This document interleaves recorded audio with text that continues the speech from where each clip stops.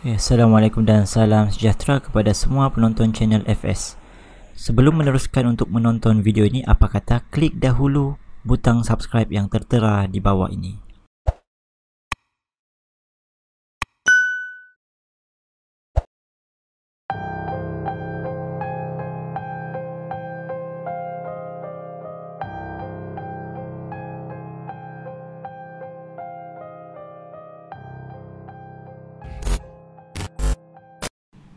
Hai semua, aku nak share cerita sikit kisah pertemuan aku dengan makhluk yang hanya berlangsung beberapa minit.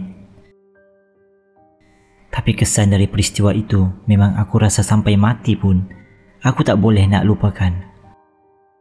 Mungkin bagi sesetengah orang pengalaman aku ni taklah seberapa dan tak seseram mana.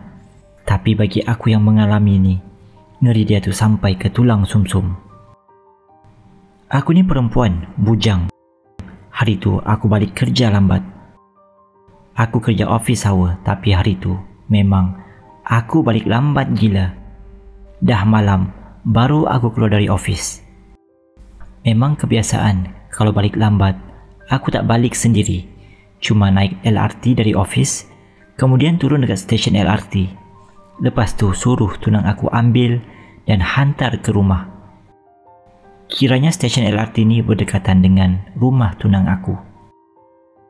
Malam tu aku sampai dekat stesen LRT ni dalam pukul 10 lebih juga. Aku call tunang aku, tanya dia dekat mana.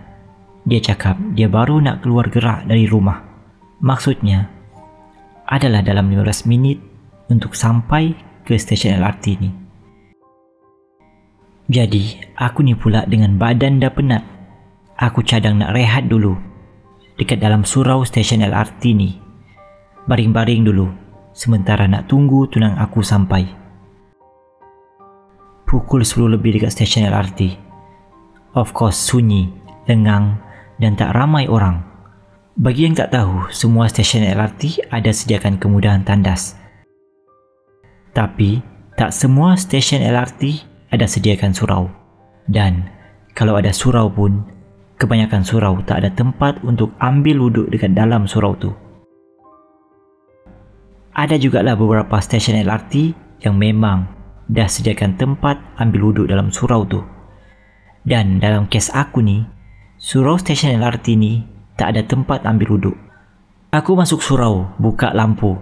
Aku duduk sorang-sorang dekat situ sambil main phone.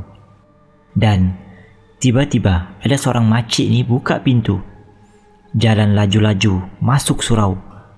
Aku duduk betul-betul dekat tepi pintu. Terkejut jugalah aku. Satu benda yang aku dah start hairan dengan makcik ni, dia dah pakai telekung siap-siap. Maksudnya dia masuk surau tu dalam keadaan dah bertelekung. Aku peliklah. Kena ambil wuduk kan dekat toilet. Makcik ni dah pakai telekung siap-siap. Aku sambung main phone. Makcik ni badan dia besar dan tinggi. Dada dia bidang. Walaupun dia bertelekung, masih boleh nampak yang badan dia memang besar. Bukan gemuk tau, tapi besar dan tinggi. Makcik ni pakai telekung warna macam biru-biru gelap kehitaman. Dia masuk, ambil sejadah dan start nak bentang sejadah. Aku nampak semua tu cuma sekadar sambil lalu je dengan ekor mata. Sebab aku tengah main phone kan, aku memang tak ada rasa pelik ke aneh ke apa. Rasa biasa je. Dan kebetulan waktu tu aku tengah period. Aku sambung main phone dan aku masih nampak makcik tu nak bentang sejadah.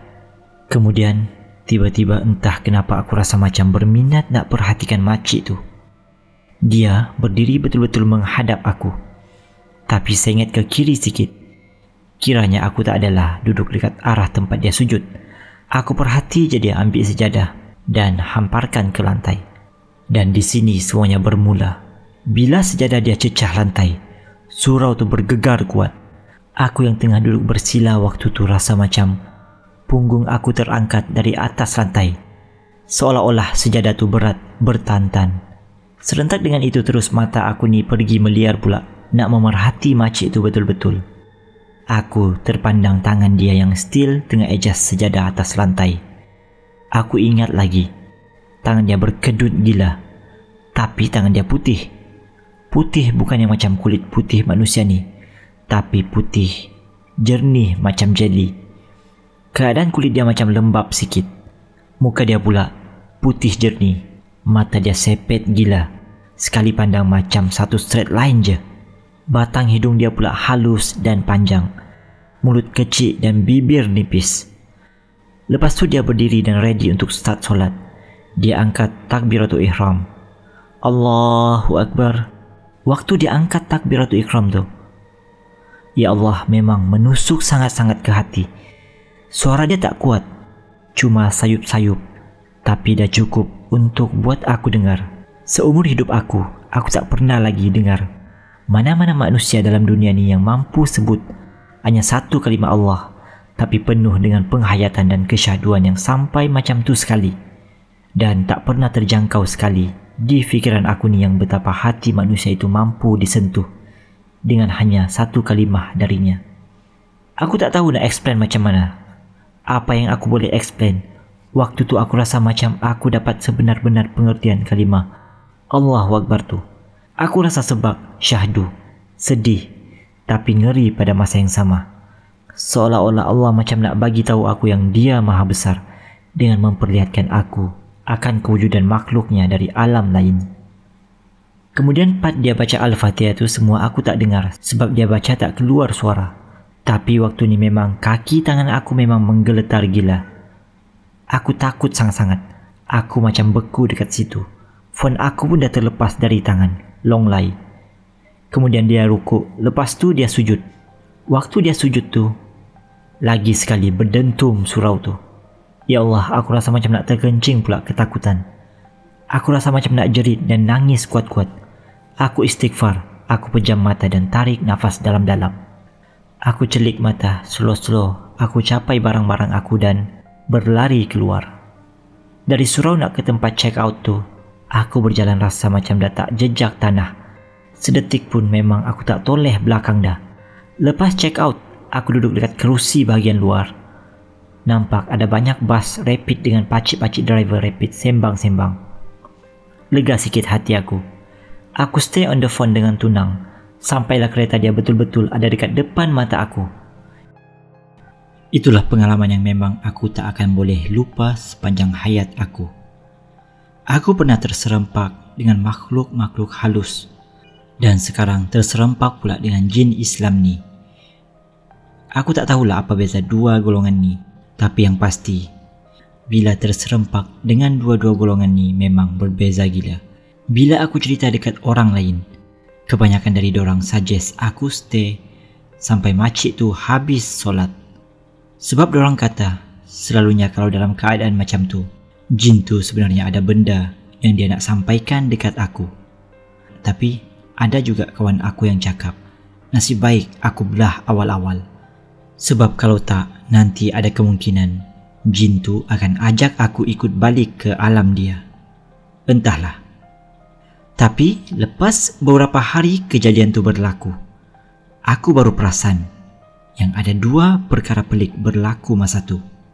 Yang pertama, aku ni sebenarnya rabun jauh. Power spek pula 500 lebih. Dan waktu kejadian tu aku tak pakai spek langsung.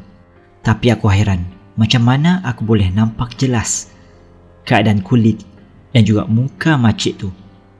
Sebab selalunya orang yang bercakap dengan aku dalam jarak 1.5 meter pun aku tak nampak jelas muka orang tu. Dan masa kejadian tu pula, kedudukan makcik tu lebih kurang dalam 2 meter dengan aku.